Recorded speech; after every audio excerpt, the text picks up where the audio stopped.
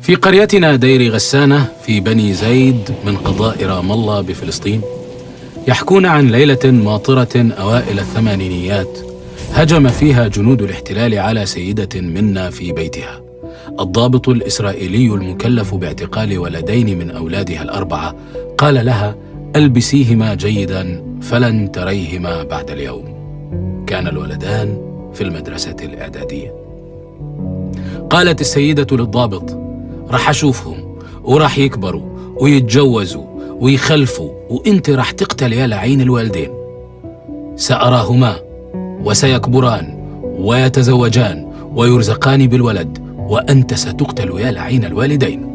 بعد شهور أرسل الضابط إلى لبنان مع القوات الإسرائيلية التي اجتاحته، فقتل هناك.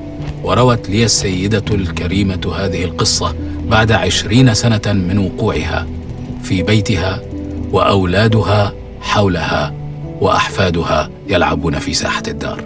وبالرغم من أن أهل القرية يحكون القصة من باب عجائب الصدف وغرائب الاتفاق، إلا أن القصة كان يمكن أن تنتهي عند جواب السيدة للضابط، فجوابها يهزمه: قتل بعدئذ أو لم يقتل، صدقت نبوءتها أو لم تصدق، بل إن جوابها يهزمه أيا كان رده عليها، لأن القوي لا يكون إلا في خيال الضعيف أو في خيال الإنسان الذي يظن أنه ضعيف.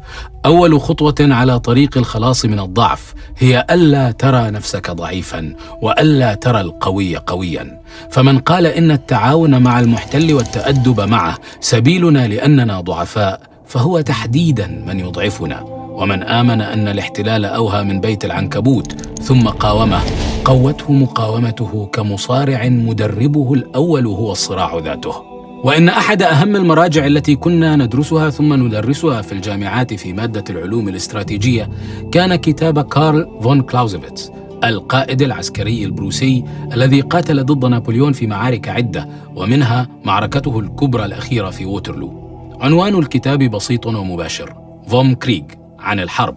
وكثير من الاقتباسات الشهيرة المتداولة عن الحروب إلى يوم الناس هذا مأخوذ منه، كقوله إن الحرب ممارسة للسياسة بأساليب أخرى، أو قوله إن ثمة حالات تكون فيها قمة التهور قمة الحكمة، أو قوله العظيم: الغازي دائما محب للسلام، إنه بالطبع يفضل أن يأخذ بلادنا بلا مقاومة.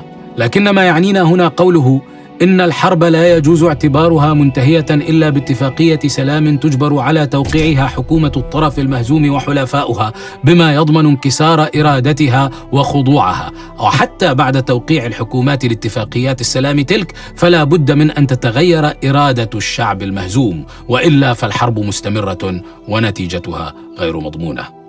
فهو يعني أن المهزوم لا يكون مهزوما إلا إذا أقر بأنه مهزوم، وهو إن لم يسلم بذلك فالحرب لم تنتهي بل خبت مؤقتا فحسب.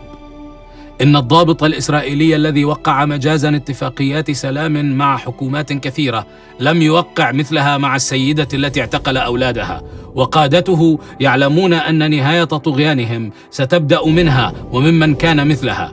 فلنتذكر ذلك دائما، أنت وأنا، نحن من يسمينا الناس مهزومين، ويسمون المتسلطين علينا من غزاة وطغاة منتصرين.